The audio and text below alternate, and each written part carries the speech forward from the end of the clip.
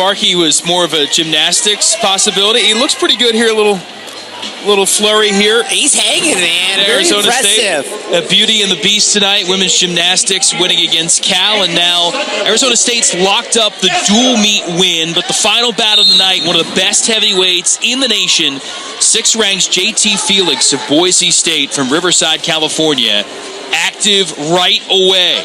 17-2 overall.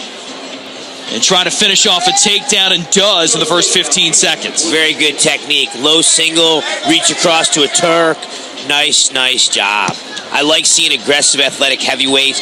JT was an excellent football player in high school down there in Southern California, and he carries that intensity and that tackling attitude over into the wrestling mat. He's got a great double to go with those single legs. Taking on Chace Eskam, redshirt junior from Carlsbad, California, who's really a true 197-pounder, called up to move up to heavyweight.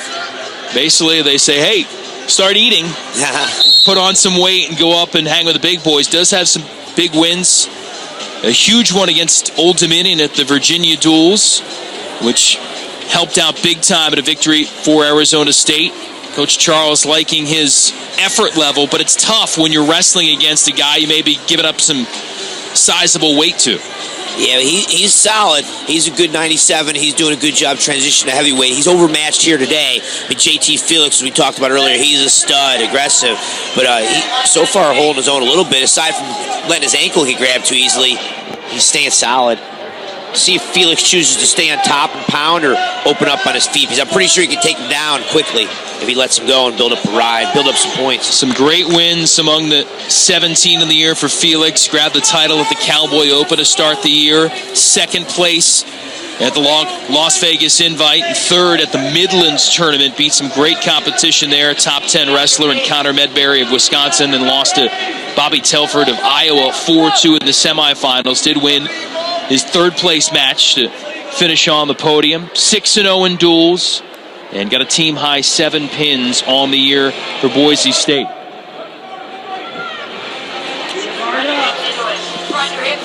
But he's just hammering on top. Arizona State is struggling, surviving. They could use Cain Velasquez right now. He was their All-American at heavyweight back 5-6 years ago, and UFC World Heavyweight Champ, as we talked about it. He was just a beast, very physical. Not only was he a beast, but he was really dedicated. He was one of the first guys in the room, a committed heavyweight that made an off-season commitment to improve. And I saw him improve on the mats throughout college as he progressed, and developed into a world-class, NCAA All-American heavyweight, and then now into a world-class fighter. He's really paid his dues. He's an intense, hard worker. I see some similarities in Felix, but Arizona State's struggling here. They need a good heavyweight. Felix thought for a second whether he might cut him loose, but continuing to just pile up riding time. Already has over 2 minutes and 20 seconds of riding time, so that's big in case that bonus point comes into play a little bit later on. You see the riding time continuing to accumulate. Kind of interesting. I mean, it took him down in turbo speed, but now he's chosen just to lay on him for 2.5 minutes rather than get another takedown. I'm a little bit surprised that, there's different tactics to wearing a guy down.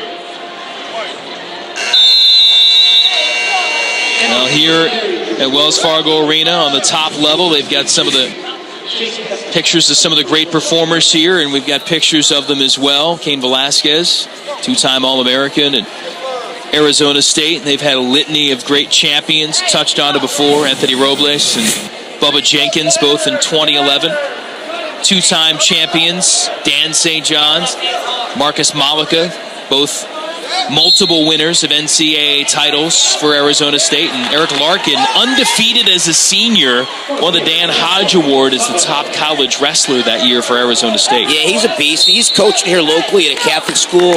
I was with him at a clinic earlier in the season. He's a very dedicated coach, trying to build up a program. Has so many young sons wrestling. So he's a lifer on the youth circuit. So an escape point picked up for Arizona State here. It's 2-1. And Felix plotting a move here. Plotting. Is he going to go? Is he going to take that shot on the edge? He's trying to decide. He's not going to. He's going to push him out. I look for him to shoot here in the next 20 seconds. Green's been warned for stalling. Let's see if Felix opens up. Wow, he really went hard early. I don't know why he hasn't come back to any shots. This is a moral victory for Eskam. I mean, he's surviving so far. I'd be interested. I wish this match came down to the end where if Felix had got a pin, the team could have won. It would be interesting to see if he'd pick up the intensity. Right now, he's being really patient. Eskam's hanging around. Well, Arizona State's got some big duels coming up. This is a good motivator for them. This will give them some good energy, some good excitement.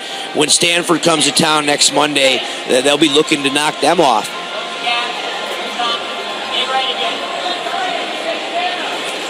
There's the power double. Beautiful quickness and power combination. That was sweet. Just blows my mind why he waits so long, though. High double. Didn't even hit a knee. Football tackle, baby. Surprised him, too. Kind of put his hands on his knees like he was tired, and then a little heavyweight tactic. Hang out, act like you're tired, and then explode on the double leg. You know, you ask coaches all the time about wrestlers, and a lot of times they'll give you what they do well. You asked Greg Randall about JT Felix. His eyes lit up. Eye of the tiger, baby. He was fired up about his performance this year. Really working at a high level for the Broncos right now. Yeah, I like him a lot. I'm real high on him. This match, he's not showing a lot of energy. I guess Eskam's trying to keep away. But if I were JT Felix, I'd press the pace a little bit more. One more takedown opens the match up. So now he's winning by 4 plus riding time. He should really push hard to get a major decision or pin in the third period. So give him 2 more for the takedown there in the final 15 seconds of the period. 6-2 for the senior out of Centennial High School in Riverside, California. Look at his career numbers. 28 of those wins last year. NCAA qualifier. Won his first 2 bouts of the national tournament, then lost his next 2 and would love to get back there and earn some All-America status this year. Yeah, he's improved steadily. You look at that record, he's lost a lot, but most of those losses were the first couple years. He's really coming on strong last year and this year. No points. Oh, maybe. They're coming over our way here. Jace, look out. Out of bounds. 1:37 left to go in regulation. We'll see what JT Felix can come up with. Again, Arizona State's locked up the dual meet win. Right now, this is about Felix and Eskam together.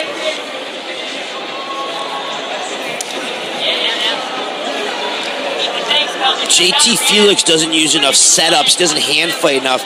It's going to challenge him. The Big Ten is really good at heavyweight. They're deep. There's a lot of guys fighting hard. They hand fight more. They push and shove more. Felix is kind of a patient heavyweight. I think that'll be challenging for him when he gets to the NCAAs and sees some of these other guys that want hands-on a little bit more. And for a lot of those guys, all those hands in a match like this, there's a cumulative effect of that wear down there with those great big guys. Point. Absolutely. I mean, if you're going to be in a 3-2 match, the guy who's snapping the head, moving the arms most, Felix just looks a little lethargic. He got 3 good takedowns. Every time he tried, he got it.